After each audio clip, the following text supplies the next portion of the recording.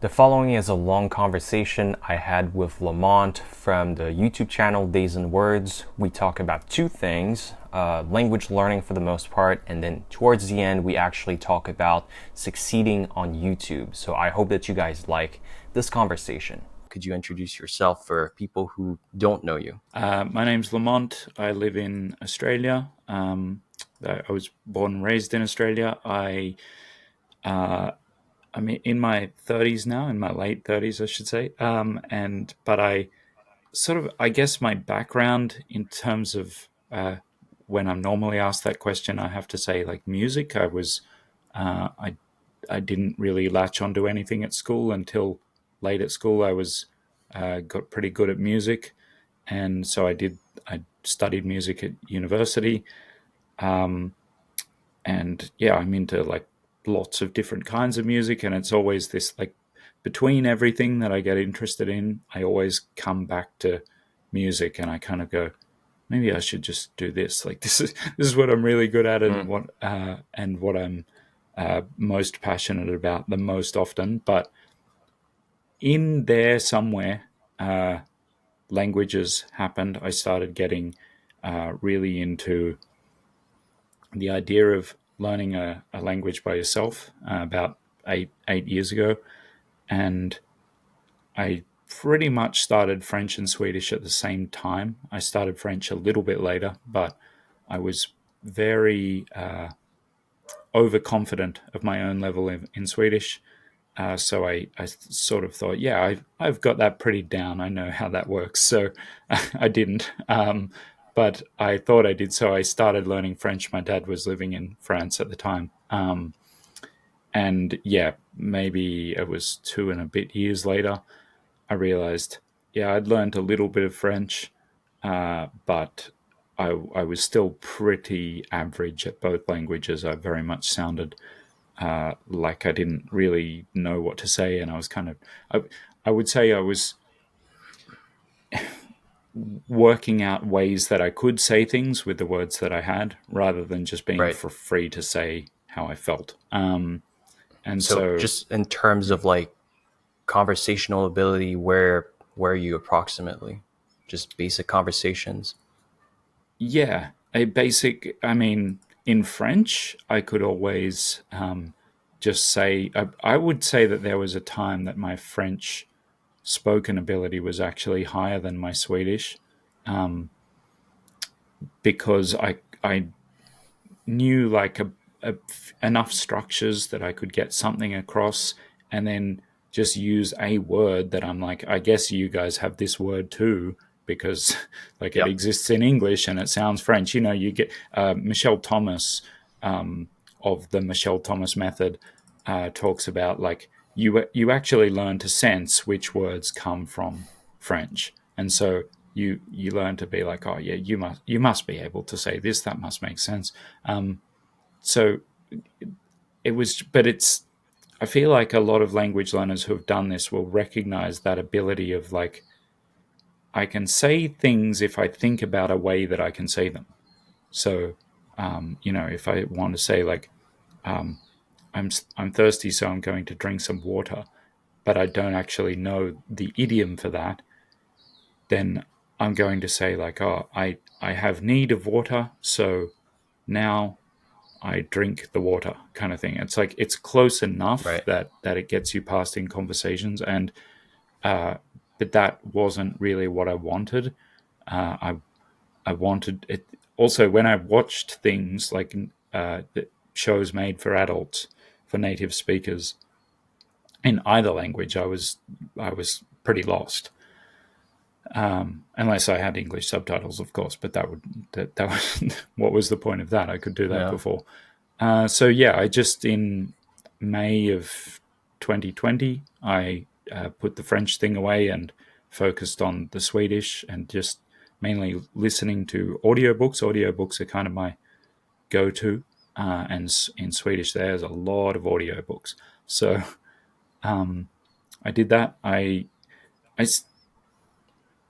focused hard on Swedish for maybe a year and a half before I got a little bit listless, and just I still but in that time, my Swedish got good enough that I can now comfortably do things in Swedish and not necessarily think about the fact that it's Swedish. So I can still very casually, passively learn Swedish, and just by doing things I would normally do, like listening to, let's say, books. My wife will recommend a book, and I'll go on my audiobook app and look if it's there, and if generally it's there in Swedish, because they translate everything and they make everything into an audiobook. So I've listened to like 50 audiobooks in Swedish, and I've maybe Wow. sat down and read like 3 or 4, not that many. And then when was it? This time last year, actually, I was in Mexico, and I sort of planned that trip as I was going to be in California and Houston anyway. So I planned that trip in the middle of those 2 states that I needed to be in order to kind of give myself a bit of direction in terms of learning Spanish. I've actually always wanted to go to Mexico since long before languages stuff. So I learned some Spanish, which was obviously, Spanish becomes a much easier language after you've learned some French, and it's it's a generally easier language for English speakers anyway. Compared to Mandarin, Japanese, that kind of thing. So yeah, it was pretty different the way I learned Spanish, because I still got as much input as I could. I did a bunch of flashcards all at once, and then I got a bunch of input from things like Dreaming Spanish, an amazing resource for anyone learning Spanish. But then just in Mexico, I was obviously doing the sorts of things you hear more about on like language hacking.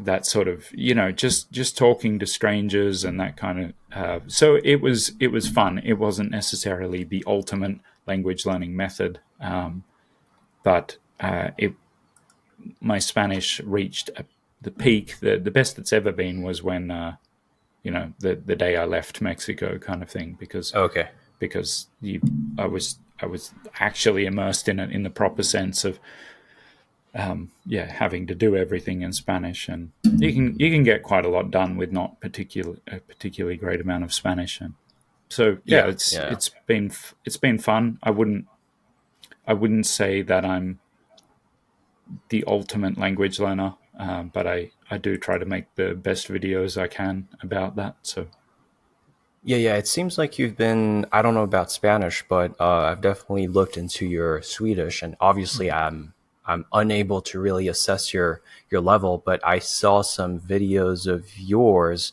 I think it was about like movie reviews. You have a separate channel for this. Yeah. And I feel like just, listening to you speaking Swedish, I'm just, obviously I'm going to say, yeah, you're fluent, but I'm not, I don't have any skills in terms of like assessing this. I just took a look at the comments, and I saw some, comments in Swedish from Swedish people, supposedly, saying that, wow, you speak really good Swedish. And this was, I think, 2 or 3 years ago already. Mm-hmm. So I would have to assume that you're even better right now. Unless you created some separate YouTube accounts and posted some fake comments. And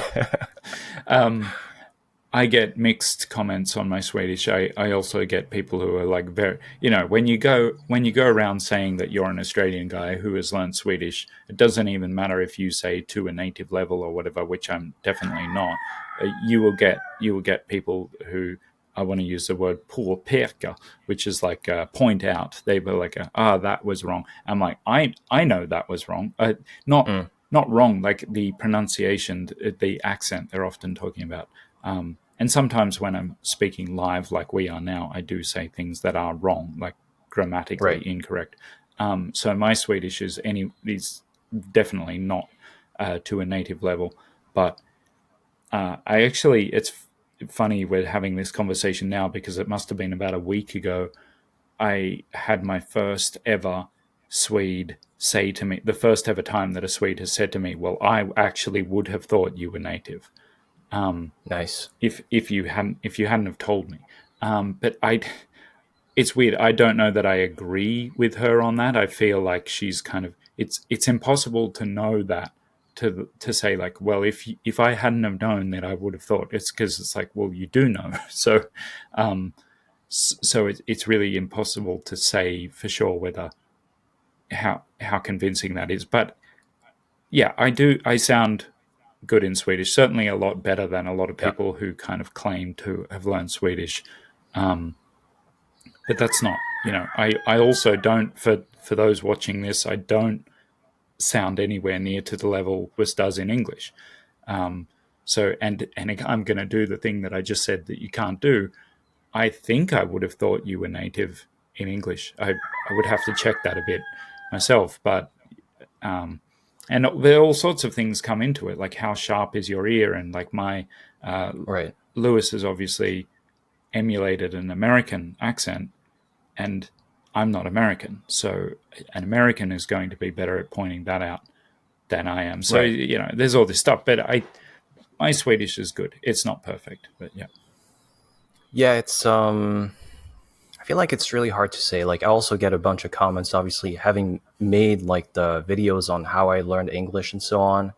People saying, I think for the vast majority it's like, yeah, you speak very well and you sound like a native speaker, but often it's like you get the comments saying, no, I don't know, like I'm American and he definitely doesn't sound native, or so I'm not really sure what to believe anymore. And I'm not really sure that this really matters anyways. No. It's just more of a, I guess it's kind of nice when, you talk and like people think that you're from somewhere else. It's kind of an ego thing, I suppose. Yeah. It's I also, know. for me, because that's always the question that comes up. People say like, well, why do you need to sound native? Like, it's not about my ego or anything else. And I'm not saying like, oh, you're wrong, Lewis. It's not like, I know that's obviously what people think it is. They're like, oh, you just want to be like you just want to be the ultimate language learner and stuff. It's not that. It's that I have a sharp ear. I studied music for 5 years. That's pretty much what we do. We listen for things. And so I have a very sharp ear. And I don't like when I say something. Like even before, when I wasn't even speaking Swedish, but I used the word påpeka. And I don't like that long E sound from me in Swedish. I always feel like it's not quite right. I can get it perfect if I'm just doing that, but when I'm actually saying something, a whole sentence, I'll have that E sound wrong. And it sort of bothers me just because I can hear it. It's like,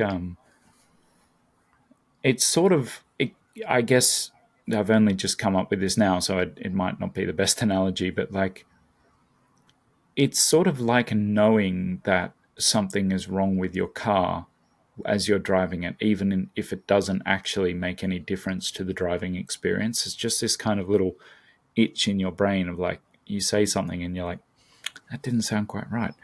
Yeah. And I kind of go, well, if that's what I think of it, then it must sound wrong to Swedish speakers, to natives. That's why I work on it, because I want it to be right for my own sake. Yeah, yeah. And so, how much emphasis do you put on just, I guess, pronunciation, but also accent reduction, I suppose? I think you mentioned on, I don't remember if it was a video or another podcast where you said that for, I think it was for Swedish, you got on italki and hired a teacher and actually spent a lot of time talking with teachers and so on. Is accent reduction and pronunciation a big part of the lessons? No, only because I hate it. As in, I just I actually prefer it with a teacher. It's sort of okay with a teacher, but the stuff that you can do on your own, like listening back to yourself and trying to perfect things. Like I've spoken in videos about this before. Like there are things that you can do that are very effective per minute. Like you can do 5 minutes of this trying to perfect one sentence. So listen to a native speaker say it and a native speaker from a situation in which they sound native. So not a language learning sentence where they're like saying exactly what they're supposed to say, but something something from a TV series, or even preferably from a recording where the person was speaking without a script, and just trying to perfect that. 5 minutes will feel like an hour because it's hard, it's sweat inducing, and it's uncomfortable, but it does make a big difference. So the good news is that you don't have to do very much of it. The bad news is, for me at least, that I don't even like doing that much of it. And in the lessons, I just generally chat. But lately, I have had a few lessons again recently after a long time off having any lessons. And we can be a bit more focused in what we work on.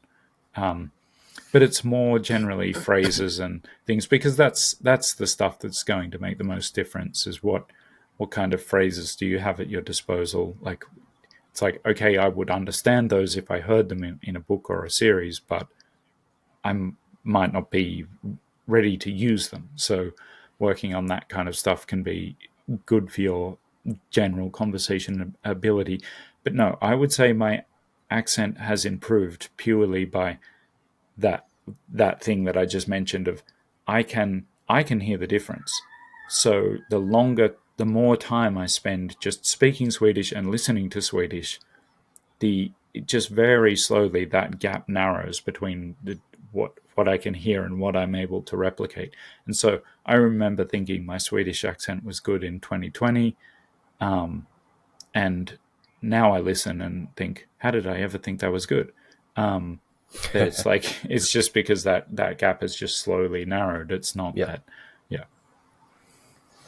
And I feel like talking about accents is just as you said, like, why would someone really want to speak without an accent? Like, there's a difference between having bad pronunciation and having an accented pronunciation, where I feel like having good pronunciation is really important for, just so people understand you. But then, like, typically for me, being a French speaker, I talk with people like, for example, Americans, and they're like, "Oh, really? You're a French speaker? It's kind of weird."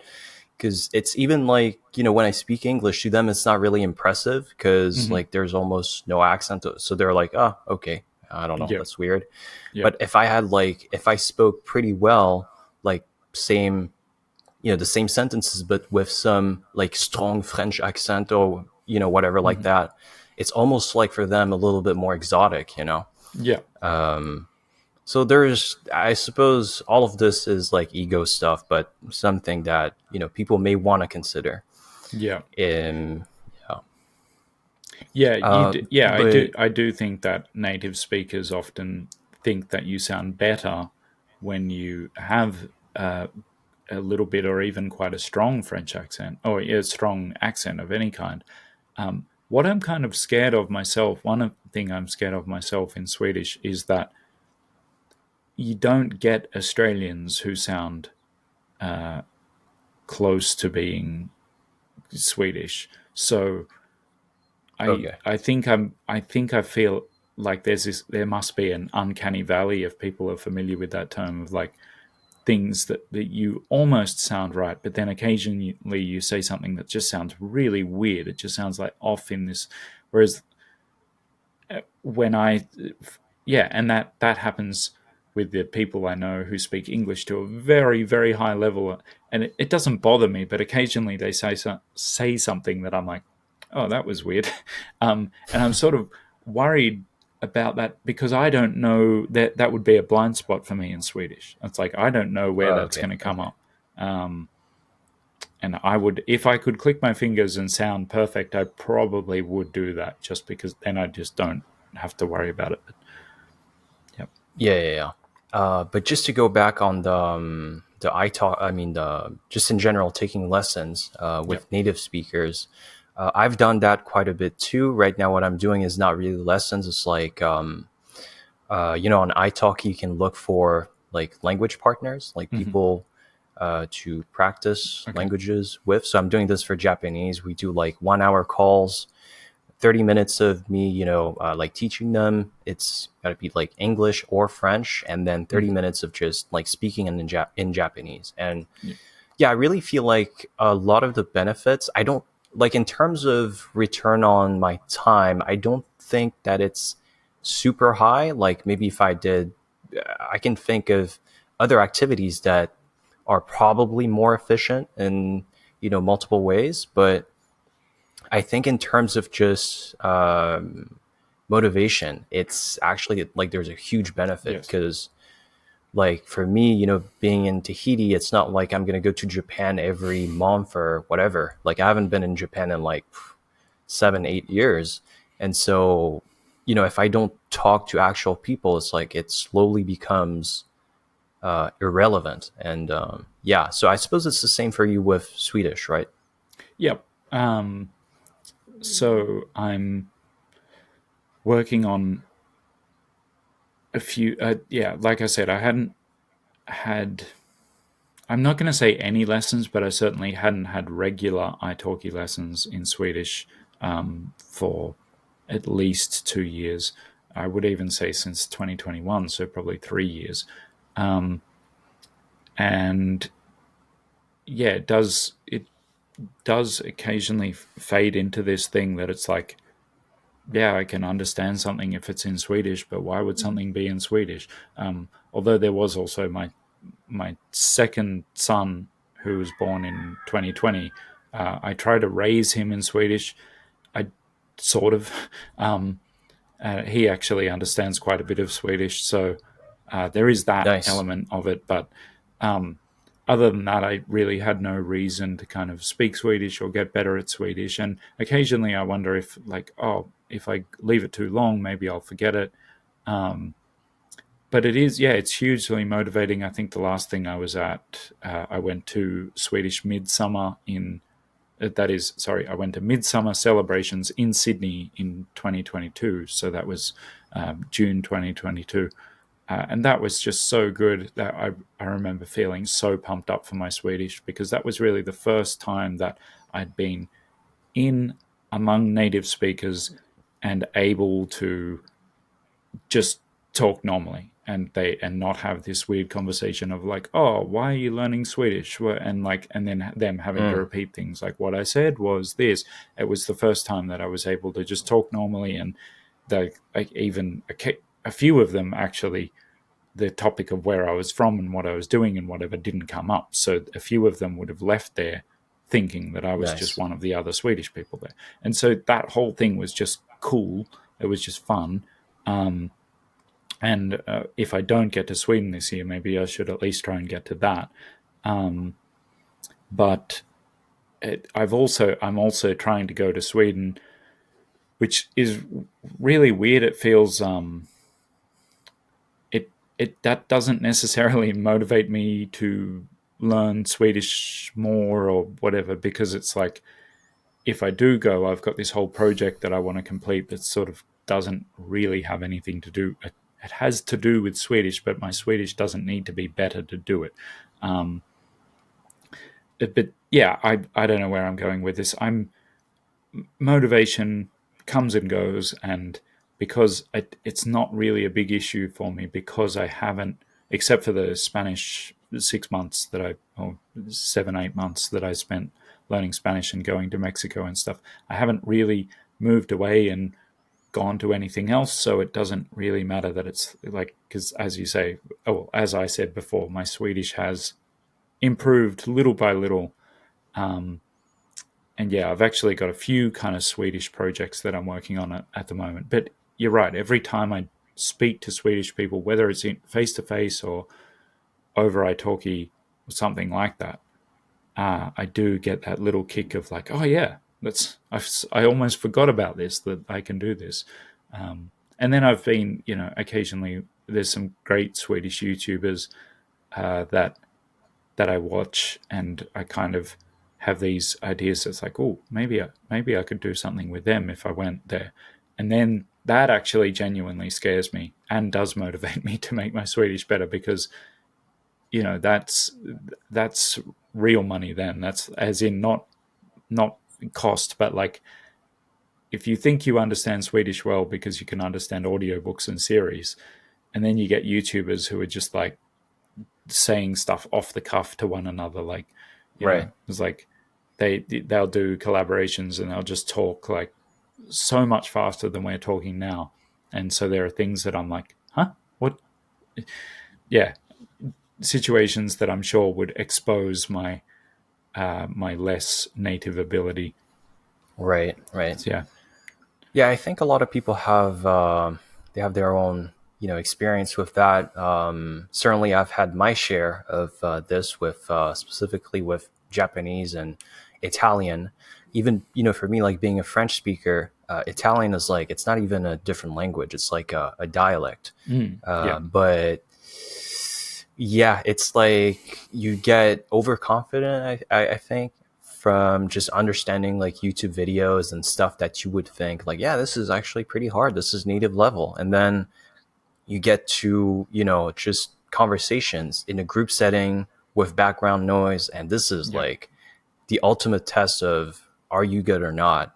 I Yeah. think I did some research. Actually, I'm making a video right now on, how like I'm sure you're aware of the FSI, the Foreign Service Institute. Yes. Yeah, so they teach languages to like they call them foreign service officers, so like the U.S. diplomats. Yeah. And I went through the literature a little bit, and they said that even their programs are pretty successful. So about 2/3 of the officers attending the FSI, they reach a more than the C1 level after 6 to 18 months. I think it was. Yeah.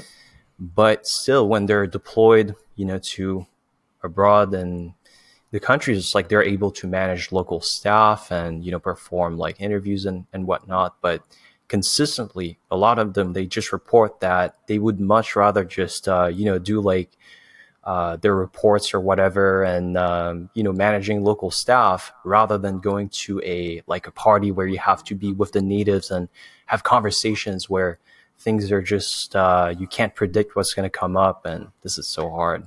Yeah, and it's this real gray area that really isn't there. There is no solid line of culture and language. So even when I was in Mexico, I stayed with Ben from Refold, and he also had staying with him at the same time Ethan, who is the CEO of Refold. Both of whom are very high level Spanish speakers, particularly Ben, who's now lived in Mexico for about a year or over a year. But and we were talking about like things that we say differently, the three of us, because I'm from Australia, and so things where it's like obviously I don't have to slow down my speaking for natives English Right. speakers, but they Oh, you mean in English, right? yeah, sorry, in English, where they were just like, what are you talking about? And I was like, yeah, you guys know this thing, and it's like, and I'm pretty aware of it because being Australian, you have to be aware that most other English speakers in the world don't know what you're talking about. So I'm generally pretty aware of it. But things like Americans might say gas station Right. or maybe service station. In Australia, we will often call it a petrol station, but also Okay. depending on what we're buying there, this is really weird. You might go to the same place, but we will call it a servo, short for service station. A And we server, would like not even, I would, because, no, servo. servo. Okay. Okay. Yeah. So, like, I would think about it because it's my job to sort of think about these things. But a lot of Australians would not think twice about calling that a servo to an American. They're just like, oh, yeah, I'm just going to grab some stuff from the servo. Do you want anything? And the American will just be like, sorry, what? Um, Yeah. Yeah. and so there's, and so when you're talking about an actual foreign language, not just a different dialect of English, and that's one of thousands of examples, by the way. That's not the only Australian thing you'd need to learn if you came here. But when you're talking about an actual different language, there's then like, you can learn quite a lot of words. You might learn 4 or 5 words for the same thing, and so you pass a C1 or even a C2 exam. But then when that starts blending with like the locals of this city actually call it this thing, and they don't even think about it. They call it this other thing, and it's like I can't give you an example because I'm literally not aware of it. That's the point. Like, I'm not aware of what Swedes might call some phenomenon or something that happens, because it's just slang, and it hasn't even come into the public consciousness enough to bother teaching it, because they'd be like, oh wait, yeah, you wouldn't know that. That's a culture thing as well. So there is a good synthesis for living in the country, and that is what I call SAMI, self-administered mass immersion. So listening and reading and to the language as much as you possibly can. That's a good synthesis of it, but it's not the same. And I know that from having been to Mexico with a lower level of Spanish than my Swedish, but still having experienced things in Mexico that I was like, that wouldn't have occurred to me that might actually happen. Yeah. Just talking about Australian slang, I have to admit that I'm super ignorant about any like Australian slang, apart from, I guess, mate. I mean, it's not even slang, I suppose, but I just know like what was it? I heard some guy at the gym was from Australia. Like he said like something about a Barbie. Like I think he was referring to like a barbecue. Like oh yeah, is that right? Okay, that's yeah. about We would it. say Really, Barbie. Yeah, a Barbie. Okay. Yeah, having a Barbie, exactly. And we don't even. That's a culture thing. It's not that we don't call the doll a Barbie. We also call the doll a Barbie, but we know that if someone says, "I'm having a Barbie, do you want to come around on Saturday afternoon?" We wouldn't think that they meant the doll, obviously. We wouldn't. It doesn't even occur to us that they're literally the same word. But the other thing you mentioned, mate, that's a good example. There are at least 4 ways that you can use mate that do not mean the same thing at all. It's all context. So there are oftentimes if we say mate, it's like, so this guy comes up to me and starts harassing me about blah blah blah, and I'm like, mate, he's not literally my friend. The point is more like, I don't know you, please leave me alone, or whatever. And that's the perfect use of the word mate for us. It's like, mate, go away, or whatever. And if someone has learned, I think most people with the sort of English that you have, or certainly native speakers, would understand, oh, okay, he's not really your friend. But you can imagine a B2 French learner of English, or even Swedish learner of English or something, would be like, why are you saying mate? I thought mate meant friend. Yeah. It's like, it can also mean friend, but not in that context. Yeah, exactly. Yeah. So talking about more like, I think a lot of people watching this or listening to this will be at more of a like beginner level in whatever language they're trying to learn. Yeah. And so just in your own case, for example, I just wanted to do a little thought experiment, I suppose. Yes. If you had to, let's say, learn a language, I don't know, not something that is too remote from English or Swedish. Like, I'm not talking about like Japanese or anything, but something that you don't have any experience with. Like, I would say something fairly hard. I'm not sure. Like, I think you learned some German, so it doesn't really, it's not really a good example, but doesn't matter. So a language that's not too hard, but it requires some work. You have to learn this language, and you have 1 year, and you can just do it full time. Like, your life just depends on it. If Yep. you don't reach the highest level possible at the end of the year, you just like someone just comes to kill you. Like, Yep. what do you do on a daily basis? Wow. Okay, that's putting it strongly. I like it. Yep.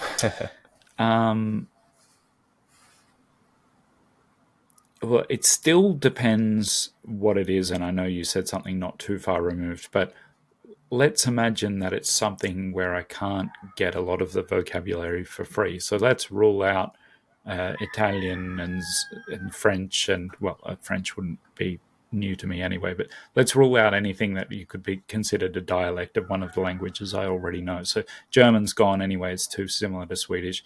Icelandic, Dutch, they're out. And so then you have to go up to like, I guess one of you're getting pretty far removed from English already, but I would still, it probably actually pretty similar. I would learn the first 3,000 words as fast as I could, because I And know that. how would you do that? Oh, I would try and get a frequency list. Yeah, so this is assuming that there are some resources for it, hopefully, because Yeah, otherwise, sure. I think otherwise, that's reasonable. Yeah. yeah. So I would I would get a frequency list, and I would either import that into Anki or get an Anki deck from Anki Web if there was one. But yeah, there are ways of it. I would look this up for like 3,000 words, but if it were like maybe 500, I'd probably just do it manually. Because that's another thing. People are going to harass me for saying I would do it manually. No one likes to do anything manually, but you learn stuff as you're doing the cards. You actually, as you're True, making the yeah. cards, you take stuff in. And then I would set it to something insane. Let's say I did 3,000 words. I would set it to maybe 60 new words a day. And then I think 60 times 50 is 3,000. Yeah, is it? Or is it 30,000? Wait, you said 16 words a day every day for a year, right? No, sorry. I would learn it faster than that. I would go through the list faster than that. And any time that I wasn't, so I was saying 60 words a day. Oh, 60. Okay. And I don't know why my basic addition is failing me at the moment. But yes, I have a 5 calculator times right now. 6 Yeah, is 50 30 days. plus, yeah. Okay. 50 days, yes, it is. I was like, where's the extra zero coming from? 5 times Okay, 6 is 30. Add the 2 zeros, that's 3,000. So you've got 50 days then, a bit over a month and a half of learning vocabulary. And in any time that I wasn't doing that, I would try to obtain an audio book, because then I can have the book and the audio book, or anything that I can have the script and the audio at the same time. If it's a language that is on Pod 101, I would use the Pod 101 conversations, because Pod 101's a subscription for like $10 a month or something. So just get that. Yeah, I love it too. Yeah, the first month, and then you've just got all the PDFs and the conversations. And I would just read and listen to those until I knew it by heart, basically. And assuming this is my full-time job, I think you would really only need 2 months, depending on how removed that language ended up being. And I really feel like you would probably be able to, if anyone's seen, and I won't give my full thoughts on it now, but if anyone's seen the channel Language Lords, it's a guy who, Yeah. I'm going to say, claims to be doing this kind of thing, like conversations or TED Talks or whatever, with the text and the audio, and that way you're learning to decipher the sounds, and you're learning what those look like on the page, and so you're learning to spell. Not that it matters to spell correctly, but you're learning what those words look like, which promotes further reading and etc. I think that would only take about 2 months, and then like 3,000 words.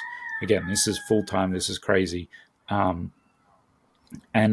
from there, I would basically just repeat, except without the 3,000 words in Anki thing.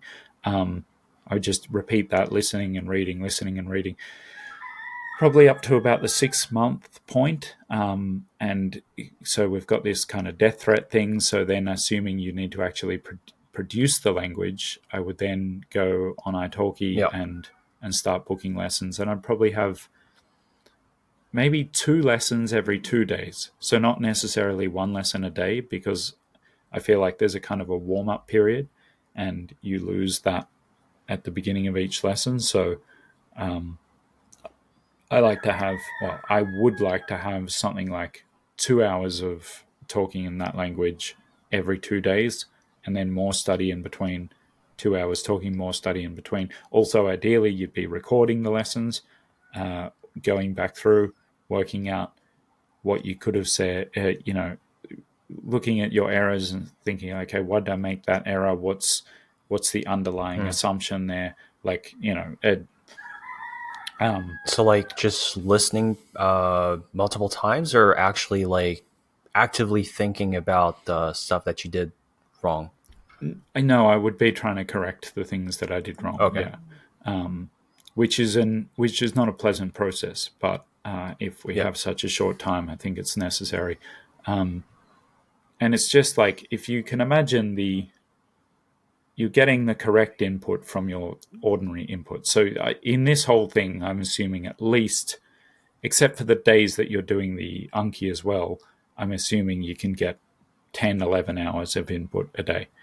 And so you're getting all the correct input, and every time you speak with someone, you're reviewing that footage, and obviously your natural input would then have to go down in the time that you spent doing that. But you're reviewing your own conversation, and you would actually know what you'd said wrong, as in you would be able to listen to it and think, no, that's not right, because I've heard it the right way 27 times now. And you generally, I think the reason you say things wrong, because I often think that you say you can improve at a language and then start speaking it worse, because when you improve at it, you become more fluent at it, more automatic. So you start saying things that you associate with that automaticity, with that, with the way you would say things in your native language. So I have found myself in Swedish being like in this kind of flow state, and then just saying something that as soon as I said, I'm like, that wasn't right. That was something you would say in English, but I said it in Swedish, and it's not something you can say in Swedish. So I think that's why it's important to go back through and correct your errors, because as that automation comes, which hopefully it is by this kind of 5-6 month point, you will hopefully actually make some errors that come out of automation. It's just like playing a sport faster. You might learn to play the sport perfectly at a slow pace, but as you play it faster, you will do things more sloppily and make errors, and then you've got to learn to make the correct movement, the correct.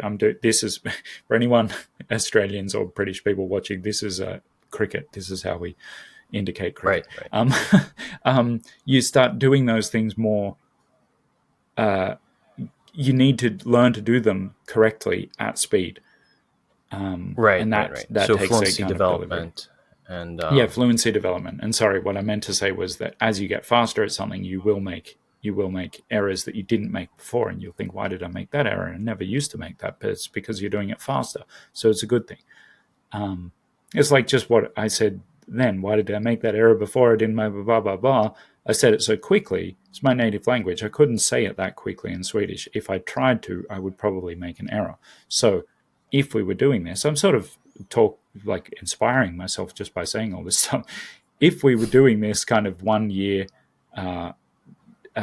do or die scenario, I think you could get very good just by by being aware of that fluency equals more errors problem and actively solving it.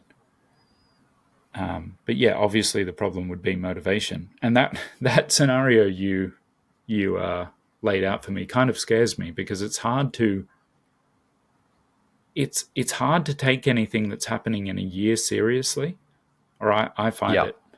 So I would be able to be more effective if it were a daily threat or a 48 hours threat. It's like, We obviously can I make wouldn't that happen.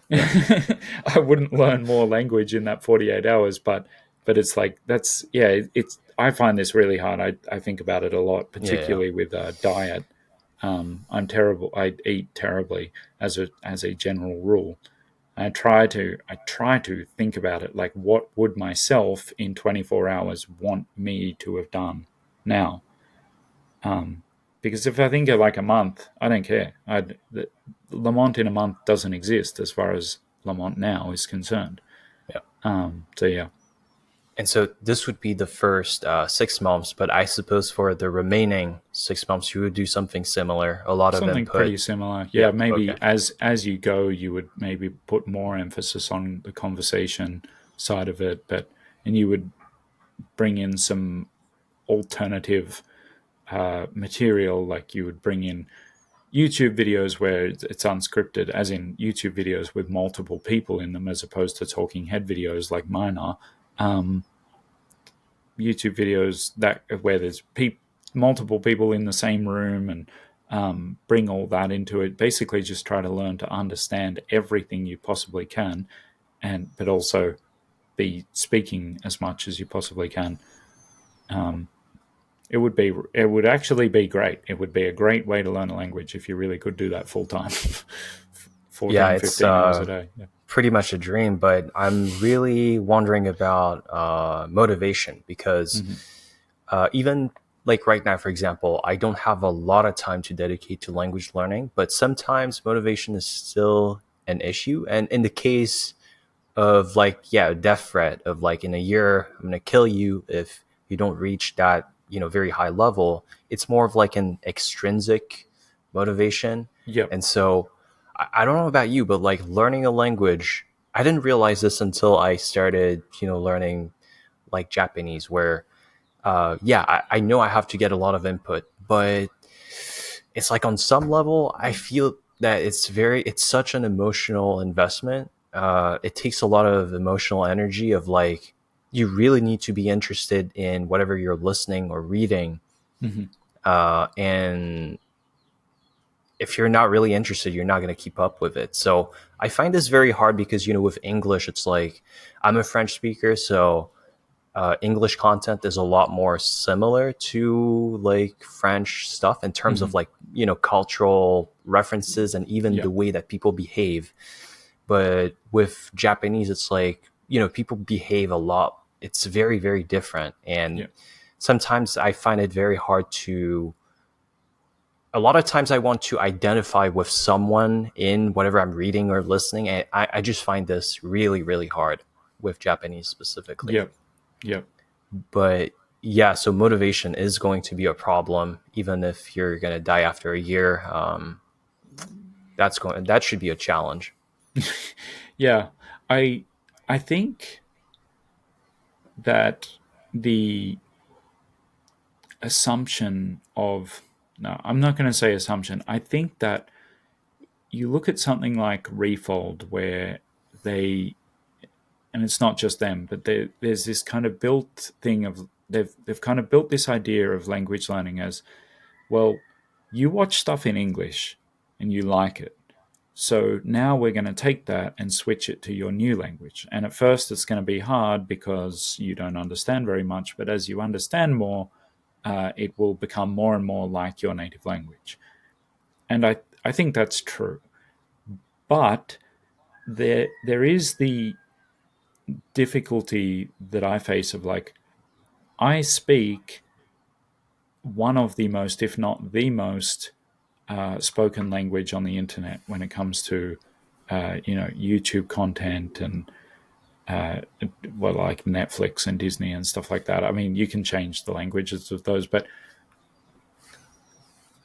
where I find it difficult to consistently, even when I was learning Spanish for like 6 months, and this is what I say about a year is a long time frame to me. It's not really, but to me it seems like I was trying to learn Spanish in 5 months' time before I went to Mexico. I still had days where I was like, I'd rather just watch something in English, not because I find the Spanish uncomfortable, but because the content that I want to watch is in English. It's like there's this new video by this person. I love their videos and I want to watch their video.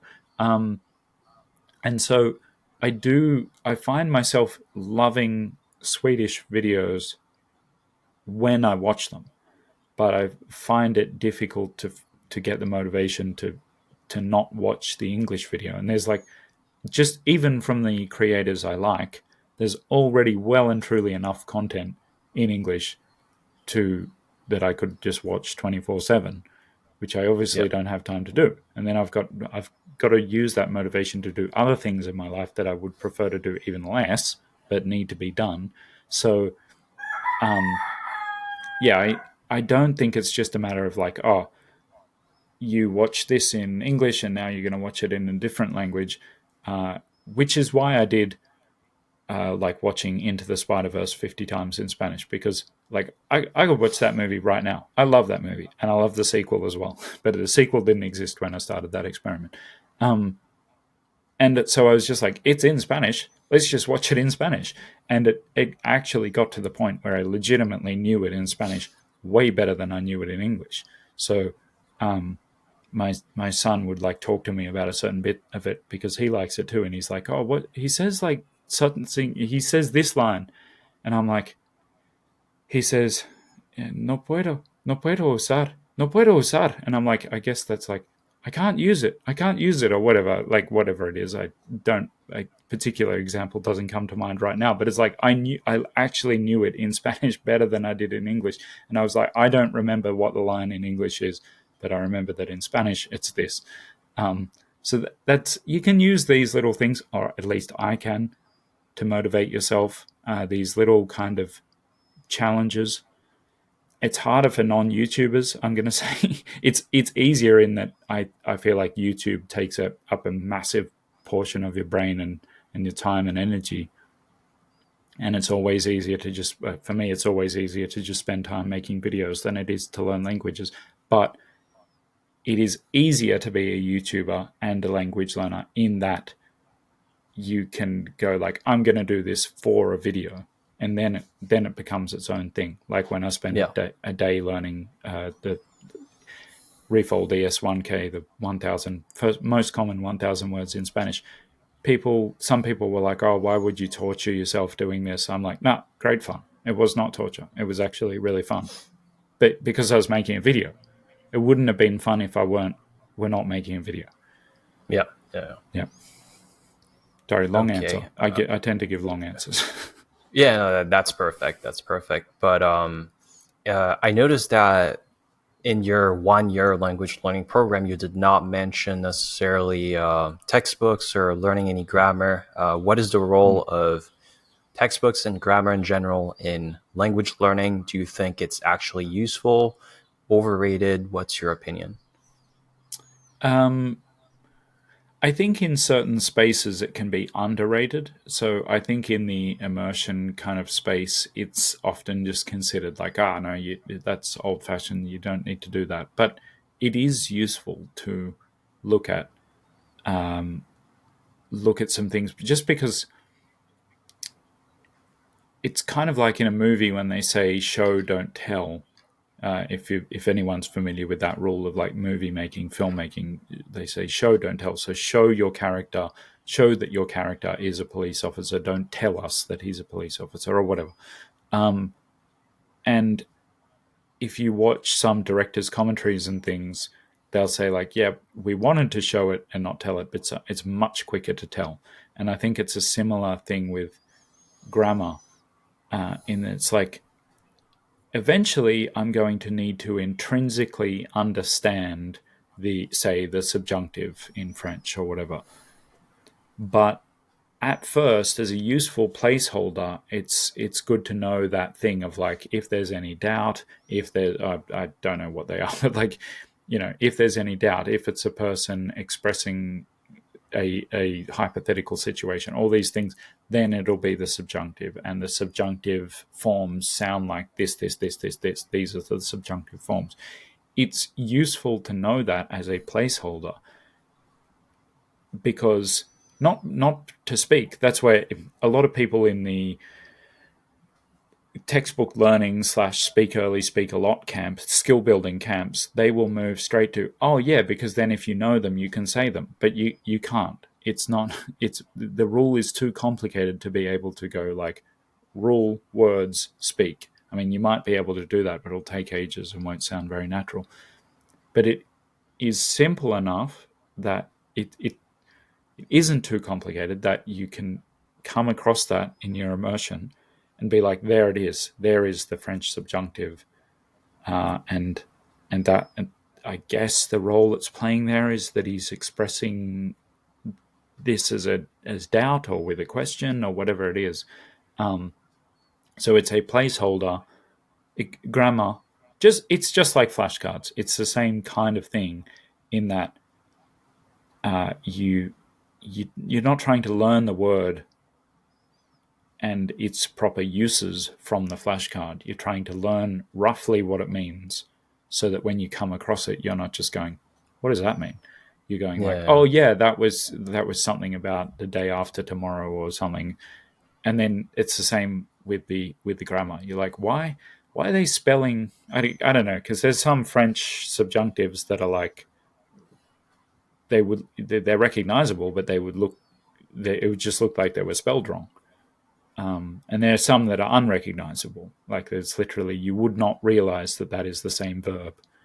And so it's better to know, there's this place for grammar study.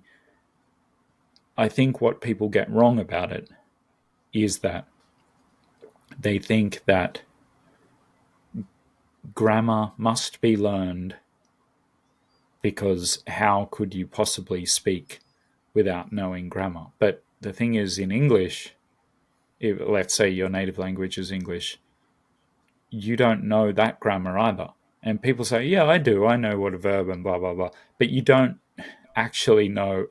That's on a base level. I drink water. You know that I am the subject, drink is the verb, and water is the object. Good. But that's not how, we don't say things like that. We say things like, well, knowing that, I went to the park earlier than I would have if I did this, this, this. You don't know the function of every word in that sentence.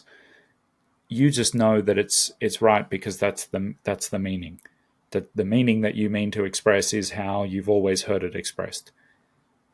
And so that's actually what we're aiming for when we're looking at true language acquisition, is we want to associate the meaning directly with those words. We don't want to have to think through, is this subjunctive, is this blah, blah, blah. And you will get it wrong. Like, in a language that has a grammatical principle that yours doesn't, like the subjunctive for English people, English speakers learning French or Spanish. Although I'll just make a quick note that English does kind of have a subjunctive, but only rarely. But yeah, you will get it wrong. You'll apply it at times that it doesn't need to be applied, and you won't apply it at times that it should be applied. But that's the purpose of grammar study, is as a placeholder for when you come across that, so that you're confused less. The less you're confused, the more you're able to pick up. Yeah, I've definitely had.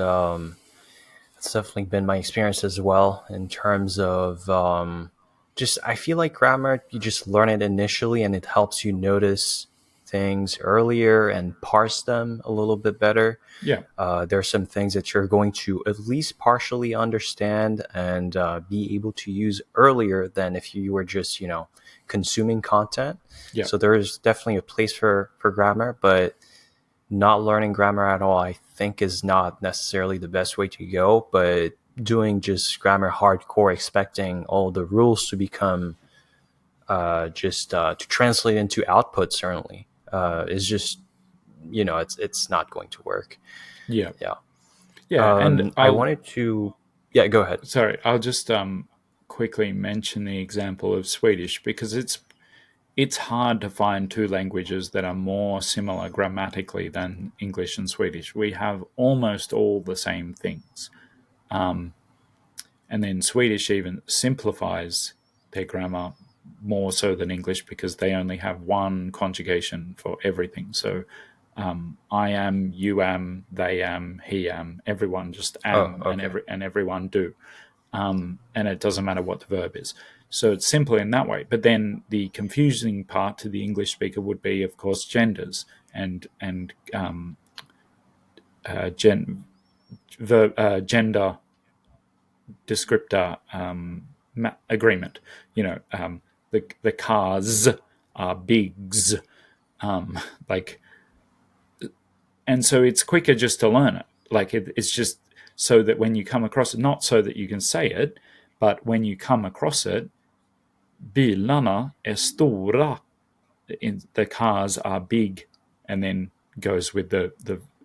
Otherwise, an English speaker who doesn't learn that, who just tries to immerse in Swedish, which probably kind of would work if you learned, like, say, 1,000 words, would be like, what's with this A at the end of the word big? And then there's another one as well. So yeah, that's a using a one way that's very, very close. That would be my simplified explanation of it. Right. I feel like you put a lot of emphasis on input, certainly. Yeah. But what about output? Do you think it's necessary? Is it because I feel a lot of people who have watched a lot of Stephen Krashen would say, well, no, it's just, it's nice, but just get a lot of comprehensible input, and then the rest is just going to, figure itself out. So is output useful, and how would you go about practicing it if it is useful? I think it's useful. I don't know if I'd say that Krashen was wrong, but I'd say the model was incomplete, or at least it wasn't what he was talking about. So it's like when you see these scientific studies about, to give you an example, there's the one about sugar. What's the stuff that isn't sugar that is sweet, saccharin, or that kind of stuff. Right, sweeteners, yeah, artificial sweeteners. artificial sweeteners. And there's studies that are like, oh, it can cause cancer, and it's like it caused cancer in the rats that you gave it to, but you gave them the equivalent of like 800 Diet Cokes a day, kind of thing. It's like they're correct, but we need to have a bigger conversation if we're going to talk about like whether it's actually worse for humans than sugar. And I think it's similar with like, okay, maybe Krashen was correct in that we don't acquire language through any way other than to understand it. We acquire language when we comprehend it. Maybe he was right about that. But is acquiring all that is necessary to be as fluent as a native speaker? I don't think so. My son is about to turn 4 and has a very high level of English for a 4-year-old, very high. And this isn't me saying like, oh, he's my boy, I'm so proud of him, or whatever. This is like confirmed by pediatricians and like speech pathologists and stuff. They're like, wow, his language is really high. But he still says things that I'm like, that's not how we say it, and you've never heard anyone say that. So, like, I know he's never heard anyone say that because native speakers don't say that.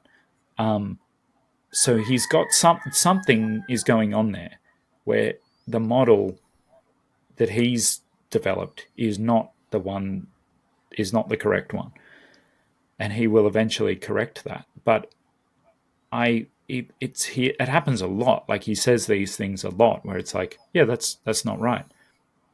Will he eventually correct it by hearing it correctly enough? Probably.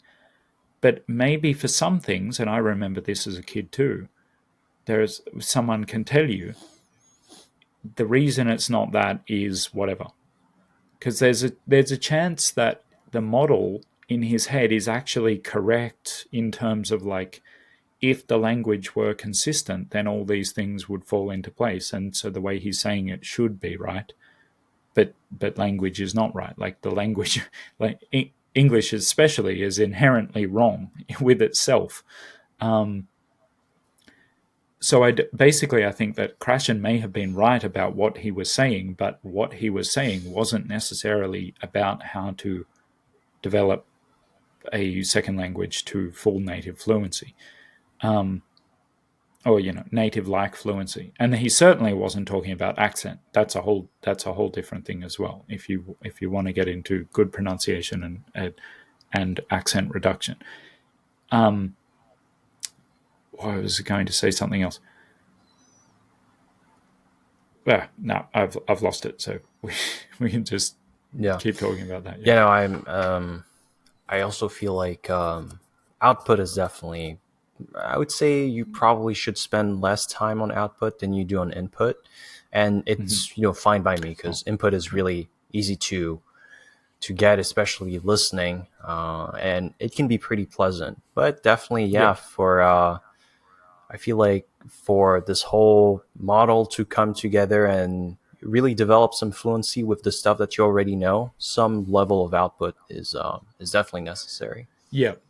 Sorry, that's what I was going to say before. I feel like in the more popular schools of thought, because I have a view that there are three schools of thought, that there is speak early, speak a lot, and you just speak your way to fluency, which I know Loïs, fluent in three moms, exactly, type of thing. Yeah.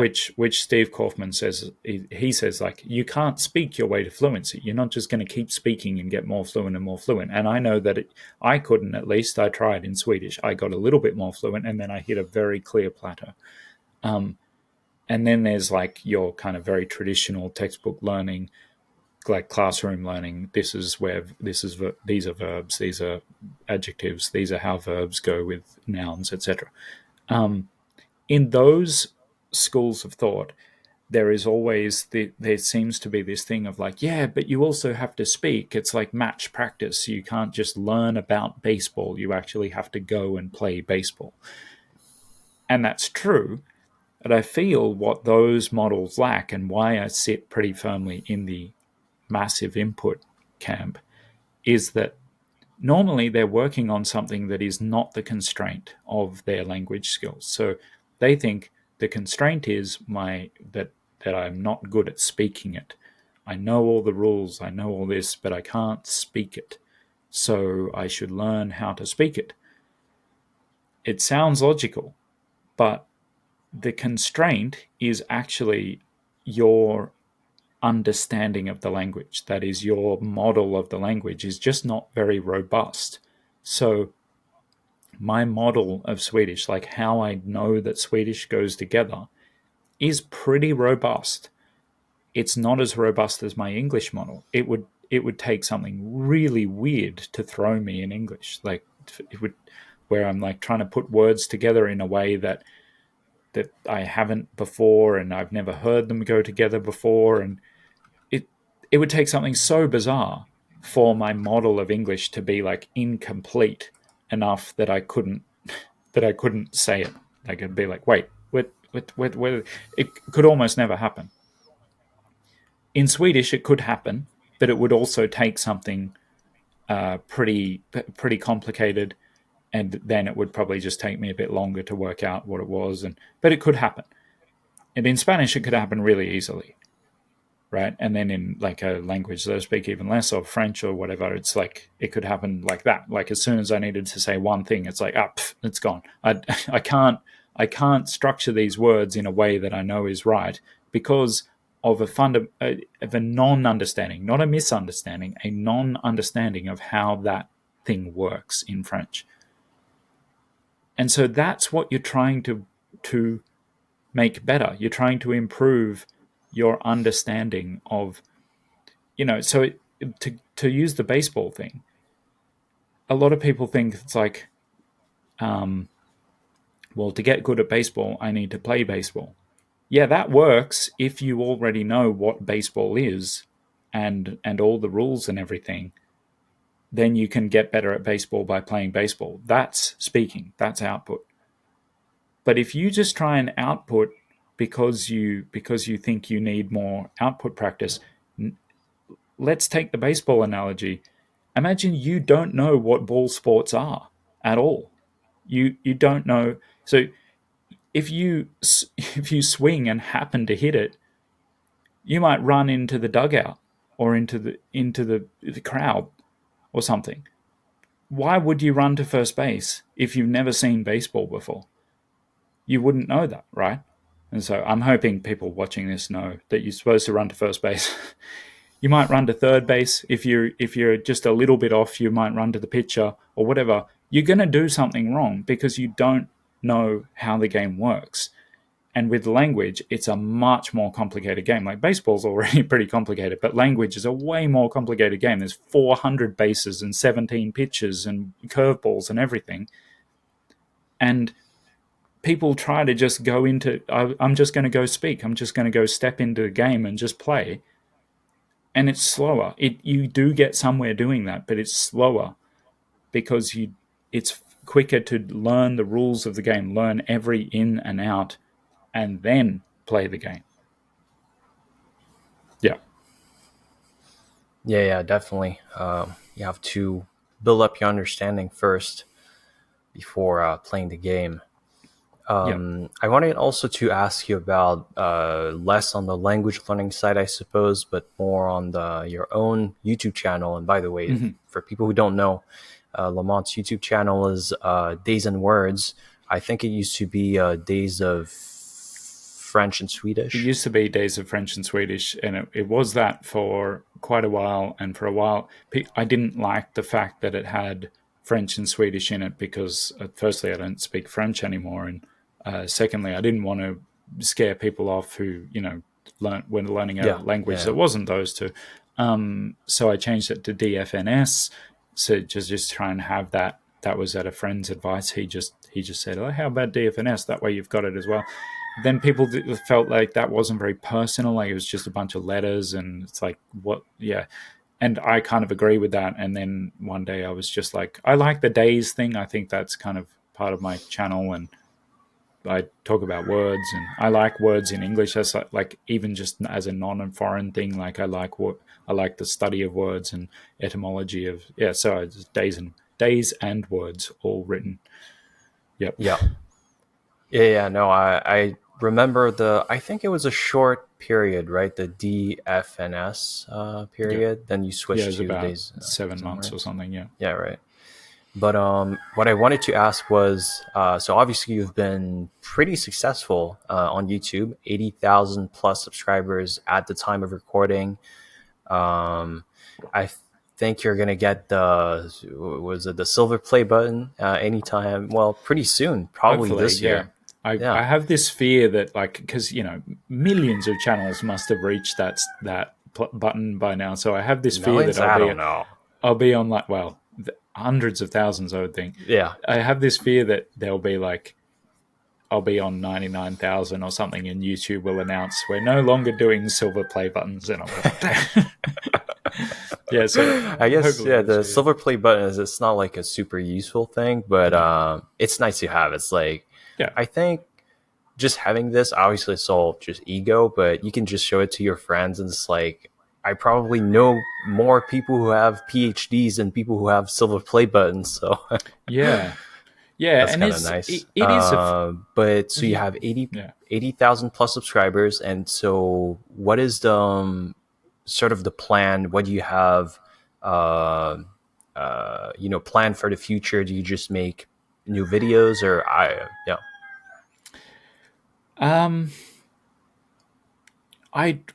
really want to try to get to the stage where I can make more videos, because it's people who know my channel will know that I upload fairly infrequently, and I have this kind of thing where I'll spend ages deliberating about whether to make a certain video, and also I spend far too long editing them, and I've tried editors, and it's like worked pretty well, but I've never found one that I've been able to continue working with. So I want to be able to get to a stage where I can make more videos. So I'm working on that, particularly in the next couple of weeks. I've got plans to set up a kind of more streamlined process for that. But also, I don't want to focus too much on, just more videos, more views, that kind of thing, because as we've spoken about a bit in this conversation, it's all very well to say that you speak languages, that you learn languages, but I don't really want to be sometimes I've made the joke that I'm probably the best Swedish speaker in the world who's never been to Sweden. I would think I probably am that, but it's like, who cares? So I really want to try and get to Sweden, and I've got a project there that I'm keeping pretty under wraps, just because I don't want to give myself the kind of satisfaction of being we're going to do this, and then it's like it never actually happens, and because your brain just takes that as like you've done it. Then if you tell people that you're doing it and everyone gets all excited, then you kind of get the release of having done it without ever doing anything. I want to work with someone really, really talented who lives there. So that's kind of the plan, and I'm not thinking like too much content around that, just because making content is exhausting. And if I go to Sweden, I really want to just enjoy Sweden, and maybe I'll talk about it at a later date. And then I can share this news, because this is something that I won't necessarily get a dopamine release from, and therefore not be motivated to do. I will hopefully be going back to the States next year, but on a trip where we have more agency, because last year we went with my son's robotics team, and we had to just do everything that they did. And I went off down to Mexico in the middle of it. But hopefully next year we can go on our own for the same trip, but like we'll just travel separately. And yeah, I'll probably do some stuff around there, around content in that space. I think the USA is weirdly, it's been something that I've been getting more interested in, because it's obviously, it doesn't seem very foreign, but it's most of my audience is from there too, so that it makes sense in that regard. So yeah, a little bit more travel, but I don't want to. I'm not a vlogger. I'm not going to be good at it. I don't think. So I'm not going to do that kind of thing. But and then just more of the content that I've always been interested in making, but always the projects seem bigger than they are. So I made a video like 3 years ago about, can people ever sound native, and the whole what does it mean to sound native in a language that you're not native in? And I want to do a video that's kind of a part 2 of that. That contains a lot more examples, because I really just used one example in that video, and not everyone was convinced by that person. They were like, oh, I can hear it and whatever. So I want to do a video where I present my argument with more examples. Yeah, and similar videos. Yeah. Okay. And the next question is a little bit, I suppose, self-interested, but I'm sure there are lots of people out there who have a, let's say, medium-sized YouTube channel. Maybe you have, let's say, 5,000 to about 50,000 subscribers. Not that this is necessarily a relevant metric. I feel like it really depends on the niche that you're in. Yeah. But like for me, for example, at the time of like recording this video, I'm at about 30,000, and there's this question of, well, how do you I potentially have the opportunity of making this a full-time thing, but then it's like, how do I do this? Because I don't know, like language learning is not necessarily the most like lucrative niche, I suppose. But so you've been able to not the least, though. No, but a long way from the right. least. Yeah. Yeah. That's right. But you've been able to make that transition. And so for people who are listening, do you have any advice in terms of like, how do you go from just it being just a hobby to really just like full time? So I'm just going to say before I give my advice, I'm going to say that our where I was working at the time that I decided to go full time effectively made a bunch of us redundant at the same time. So I I don't. I lost my job basically, along with a lot of other people, and not due to performance-related issues or anything like that. So I was kind of thrown into it. If I could have gone and gotten another job, or I had the choice to go in all in on YouTube, but it wasn't. I would say it didn't actually pay me what a job would pay me until, well, it still hasn't really. So I would say that you need a clear plan, and that you need to know that your work ethic can stand up to that. Because at the time that I was doing my job almost full time, before I was really doing YouTube, my work ethic would not have been able to cope with waking up and having every day to do whatever I wanted to do. Because that's effectively what you do have, even if you call yourself a YouTuber and you've got rent to pay and everything.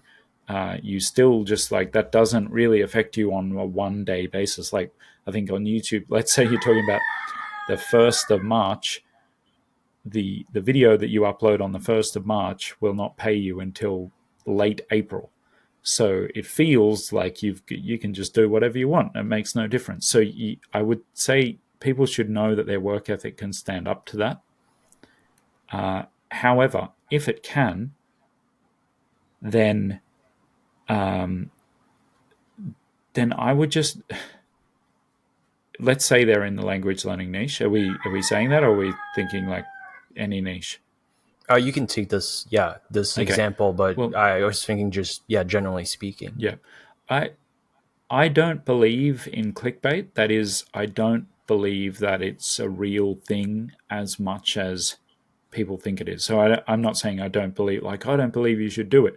I believe you should do it because it's not really real. People know when they're getting clickbaited, basically. If it's done with any kind of ethics whatsoever. Like I heard someone define it as like clickbait is when the video doesn't actually address what it said it was about at all.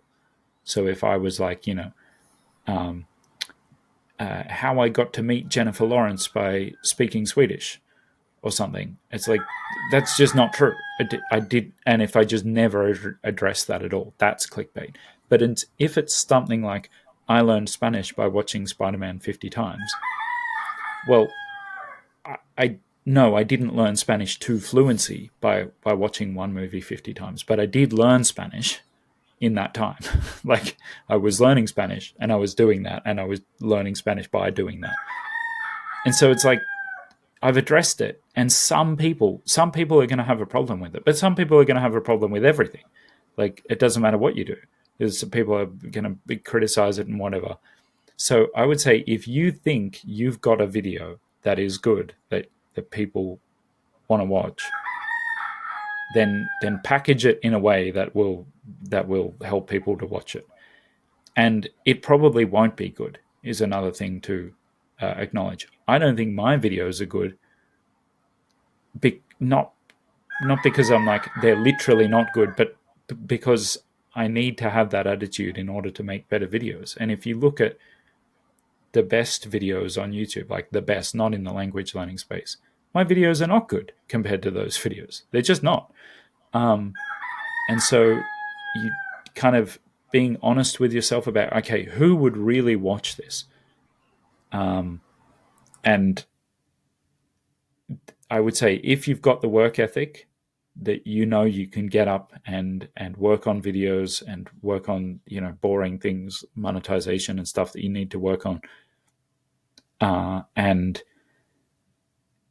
you think that you can package your videos in a way that makes sense, and you can always step up like the quality of the experience, not the quality in terms of cameras and stuff, but like the quality of experience that the viewer is getting, then you are ready to be a YouTuber. But I think a lot of people are held back, and I was as well, by this idea of like, but I don't want to worry about titles and thumbnails. It's like, yeah, well, then no one's going to click on them. That's people. You eventually, all YouTubers who are serious end up worrying about titles and thumbnails a lot. So do it. You might as well do it now. Yeah. And especially, I think, like, when you spend a lot of time making a video, thinking about the content, scripting it for like an entire week, and then doing the tedious task of editing it, it's like, why would you not spend like an hour or two thinking about a good title and a good thumbnail, like not necessarily super clickbaity, but something that is a little bit alluring, and it, and your video actually delivers on it. I think it's totally fine. Yeah. But you talked about monetization. I think it's somewhat of a problem for some people. I know other YouTubers and other niches, like in the, I play chess, so I know a chess YouTuber, and it seems to me from the outside, I didn't ask him exactly, but it seems pretty hard in terms of how do you make money from this. You can do coaching, you can do courses, but yeah, it's hard in the language learning niche. What do you say is like a good, I suppose, a mix of all the different monetization strategies is good, but what would you say is the most reasonable way of actually monetizing your videos? In the language learning space, I think if you are good at one language, then it's perfectly reasonable to monetize content that is around that language specifically, especially if it's actually like input in that language. This is, I kind of don't want to say too much because I'm a long way from finished this project. I'm really just starting it, but I'm looking at building something for Swedish learners, because there's a lot of great stuff to learn Swedish once you are at that kind of B1, B2 level. It's actually pretty easy. I would almost say easier to go from B2 in Swedish to C1 because you've got all this Swedish content. But there's not a lot of great stuff to get up to A2, B1. Like Story Learning has just made a course that's, that was years before they had that. And that's great, but it's like, it is drier than I would like it to be. So I'm working on something that's a little bit more interesting, that I hope would be a little bit more interesting for Swedish learners, because I feel like, that is reasonable for me to do that now, as someone who speaks better Swedish than most people, even like than most Swedish learners. A lot of people would look to my Swedish as being like good enough that they would want to listen to me on how to do that and whatever. And obviously I'm working with Swedish natives on it. It's not just me talking in Swedish and like passing on my errors to other people. And it's just I think in the language, well, in a lot of spaces, monetization that from someone who isn't really, really expert at what they do, like, I think, I don't know, I don't want to be taken out of context here, but I think that a lot of things are quickly called a scam. It's like, oh, you're charging for this scam. And it's like, you've got to stop seeing this as binary, like something's either a scam or not. Some things in life are tremendous value, right? They're such good value that no one would ever call them a scam. Like exercise, right? It's free and it's really good for you. It's not a scam, but you can't be like. And then there's other things where it's like, oh, you pay a bit and you get a little bit of value back from it. And most people don't have a problem with that. And I think language learners, language content creators can be a little bit like about doing something that might be seen as scammy. That's why, for example, my YouTube community members, which is one of the ways that I monetize, it's $3 a month, which is $2, because I feel like at that price, surely no one thinks that's a scam. And that way I don't feel bad. I don't feel too bad if I don't provide too much value and stuff. I do still feel bad sometimes, and so don't do the £1,000 for a video that's 2 hours long of me just talking like, this is what I did on day 1 of learning Swedish, this is what I did on day 2. Like don't do that. That's a scam. Well, that's definitely towards the scammy end. But it's perfectly okay to do something like $5 a month channel membership, $5 say, and do like, you guys get 1 extra video a month, or it's perfectly reasonable also to do sponsorships. If sponsors will generally not approach a channel that is not at least probably 5,000 subscribers, I would think, but sometimes they do, because they can see it growing, and they know that if they get in now and offer the person a $200 sponsorship, then that's going to be good value for them, because that video stays there for years, right? And so they will do that. Sponsors that are not don't take sponsors that you wouldn't use. And then even if people are still going to be like, oh, this, you're just plugging this sponsor and it's whatever, but you will know that that's not true. So I won't name it, but there's a VPN sponsorship that I take regularly, because I was using it for like 2 years before they approached me. I don't have a problem with that, and neither of 99.999% of my viewers ever had a problem with me having a VPN sponsorship. And it also makes more sense with language learning than you would think, because you can use it to access content, whatever. Don't do a scam. So don't be on the binary thing. Don't have like an actual scam where you're charging $1,000 for something that's definitely not worth that. But also don't be this person's like, any monetization is a scam. Because if you think that any monetization is a scam, and you're trying to live from AdSense alone, then you're just going to need to get crazy kinds of views. And to get crazy kinds of views, you're going to need to make either really clickbaity content that really is like just straight up wrong, and then that won't work anyway, because people get to know, they realize, oh, your content's full of crap. Or you're going to need to be insanely good. And if you're insanely good, then you don't need to worry about it anyway, because it's just like, anyone that good at it doesn't need to be having this conversation. But the other thing is, this is something I feel doesn't go discussed very much in the whole monetization on YouTube thing, is your videos are monetized by advertisers. Like that's people are seeing ads at the beginning of your videos. So even if you're not advertising in your videos, your video is still being used to advertise, and not necessarily products that you would like or endorse. So these people who think, oh, it's all fine, like I'm not doing anything wrong because I just make, I get 100,000 views a day and that pays my bills. It's like, well, then people are getting 100,000 ads a day, and those ads are what's paying your bills. So there is no like one hard and fast answer to this.